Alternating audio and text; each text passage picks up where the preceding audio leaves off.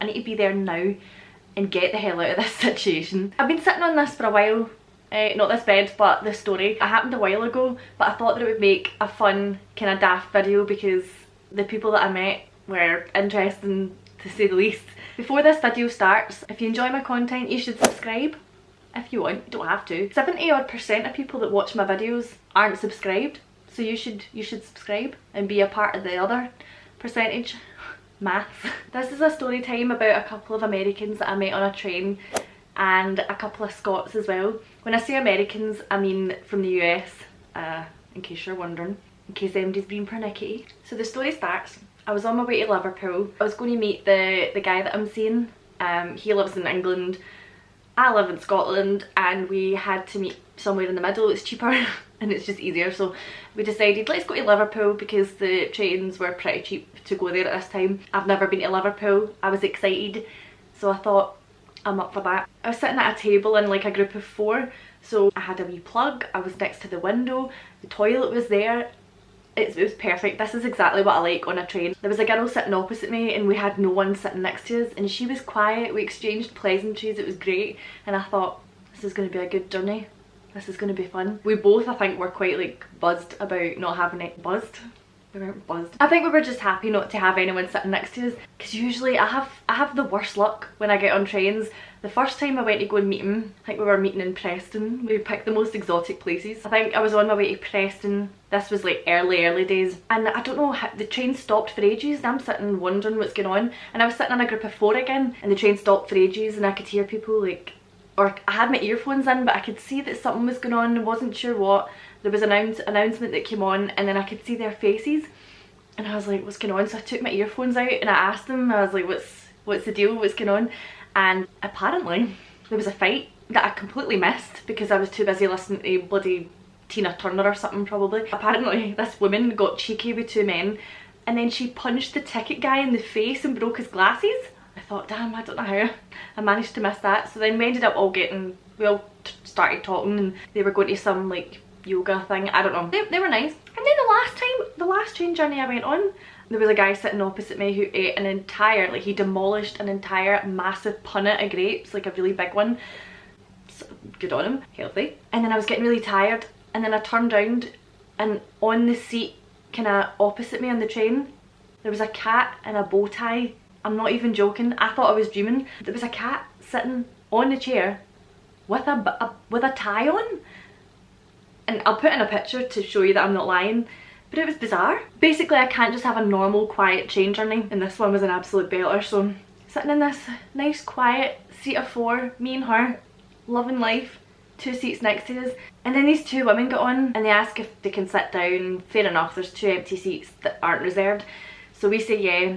They sit down, and I instantly noticed their accents. They sounded like they were from somewhere in America. They were instantly quite open to chat, like they were quite, like they sat down, were instantly looking at us, saying hi, making small talk, you know, that kind of thing. And I thought, oh no, not again, please. There was one sitting next to me who was pretty quiet, and then there was one sitting diagonally opposite me next to the other girl who was not so quiet. She talked a lot, like a lot. They were lovely, but man, they could talk. At first it was just about how they were freezing cold.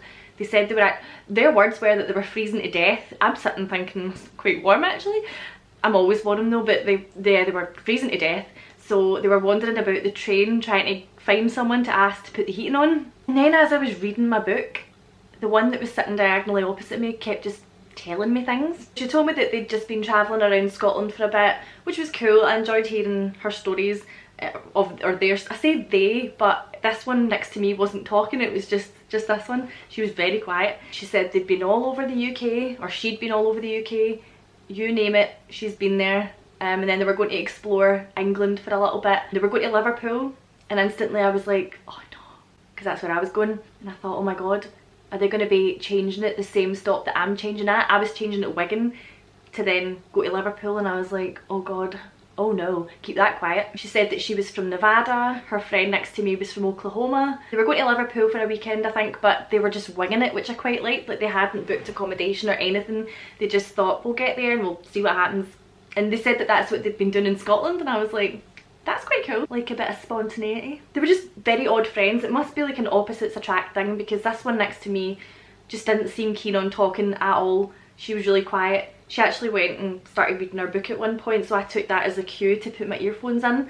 It didn't work. Nevada just kept talking and talking, even though I had my earphones in, and I had to keep taking them out to then talk to her, and I was like, God. She asked where I was going. I said Liverpool, because I can't lie. Plus they would have seen me anyway. Then they were like, oh, you're going to Liverpool, and then they asked what stop I'm changing at. I said Wigan. She's like that. Oh, well, we'll just stick with her then. And I'm going, well, she didn't have that accent. It was more, oh, we'll stick with her then. Sorry. And I'm sitting like, okay, this is my life now. And then, strange question, she went, are you meeting a boy or a girl? And I was like, a boy. A boy. And she's like, alright, I see. I'm going, you see what? Just assuming that I'm into men. What if I was meeting a girl? Who knows? You don't know. But I was meeting a guy that I was seeing. So she asked me all about him. She asked me how I knew him, how long I'd been seeing him, the situation, everything. So I just sat and told her all about him, because she was I didn't really mind. I was just going on and on. Don't really mind talking about him. She asked if he was meeting me at the station, to which I said yeah, and then she said that she was going to do the motherly thing and see if she approves of him for me, to see if he's good enough. I was like, great, oh god. So we're now all meeting him, okay. And then she went, I'm nosy, aren't I? And I was like, yeah. You really are. And then she said that she was dating her high school sweetheart. So I was like, oh, that's nice. How long have you been dating him for? And she went, 10 years. She made it sound so casual that I did not expect the 10 years to come out her mouth. So then I was like, 10, you've been dating for 10 years? And then she was telling me about how he actually cheated. What was it? He cheated on her with a woman. But her words, the bitch knew who I was. I was like, and then for some reason she went, he just loves Trump. Good to know. She also said that his son is a pain in the ass, which is nice. I like the way she said that. She's like, his son is a pain in the ass.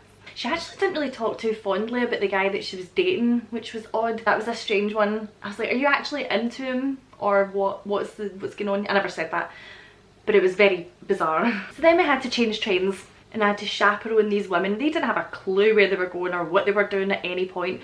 Plus we had like a very short amount of time to catch this next train. So, and I didn't want to just walk ahead and leave them, but also I wanted to make the train, so I'm like running, like rushing ahead, and I'm like looking round to see if they're behind me. They're coming, they're out of breath. I'm like, come on.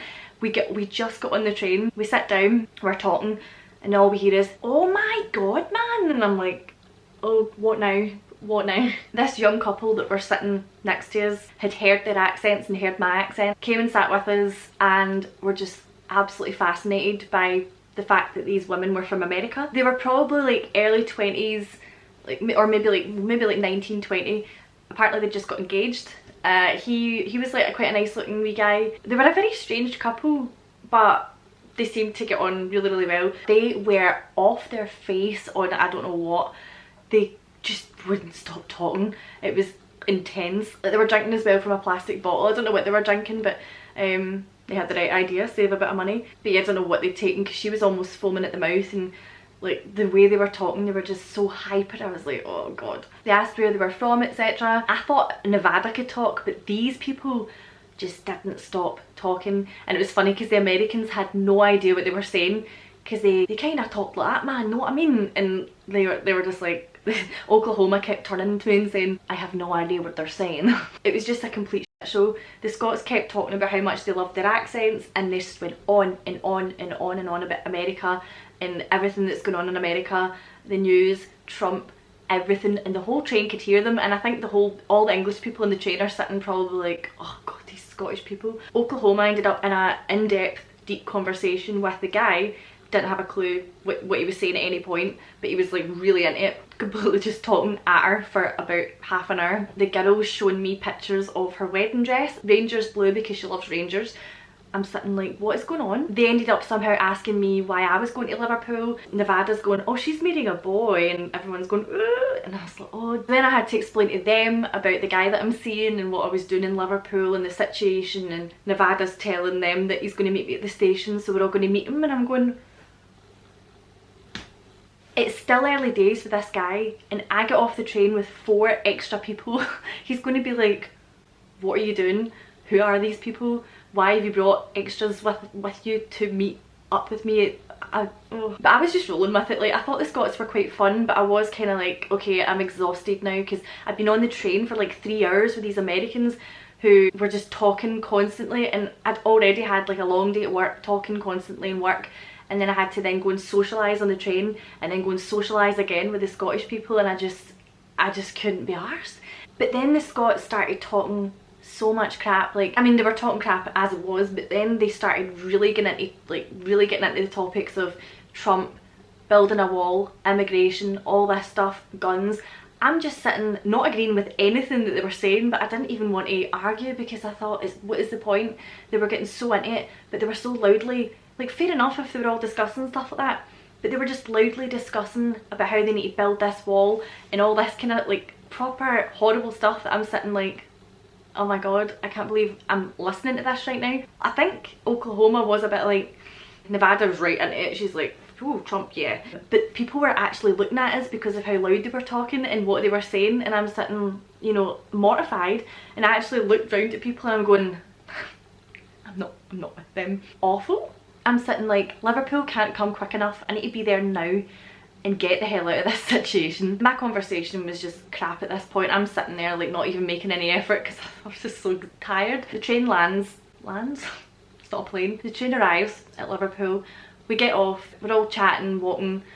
I'm kind of ahead a little bit because I just want to get there. Get to the ticket barriers and I can see him on the platform waiting, and his face is like, and I'm just walking up with this fun variety of people. Like, alright, I just picked up some Americans and Scots on drugs. They're coming to Liverpool with us.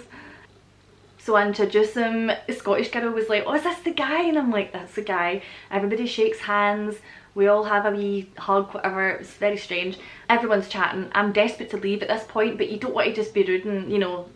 But the Scots eventually leave, so I'm like, thank God. So they left. Wish them a nice life. And then it was just me, Nevada, Oklahoma, and the guy that I'm seeing, and we all walked out the station. And we were all standing talking outside. I can't remember what we were talking about. I think I just relied on him to do all the talking, because I was just so knackered by this point that I couldn't even be bothered. We watched a dog for a bit. The chat got a little bit like, and then I was like, right, I better go.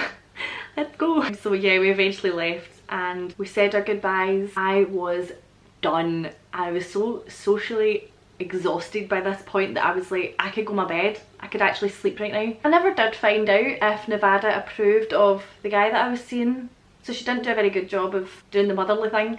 But if you're watching this, let me know.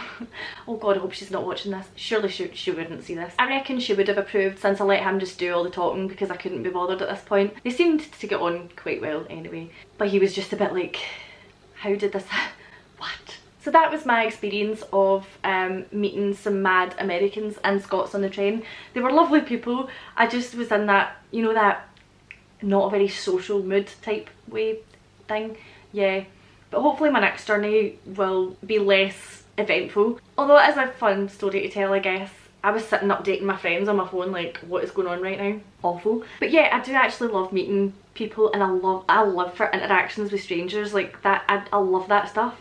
But to be in work all day, long day at work, talking all day, entertaining all day, and then having to go on a train and talk again for another 3-4 hours, it was a lot. But it was fun and they were nice.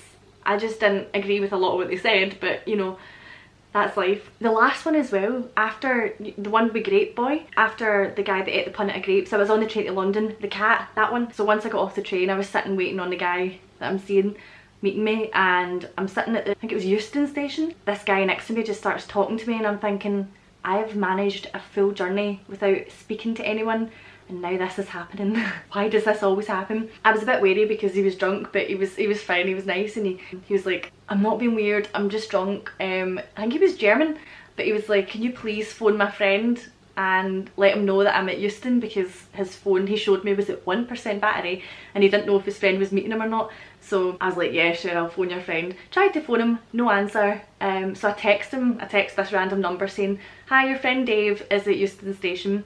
So we're sitting waiting, he's going, thanks, blah blah, and all I hear is, oh my god.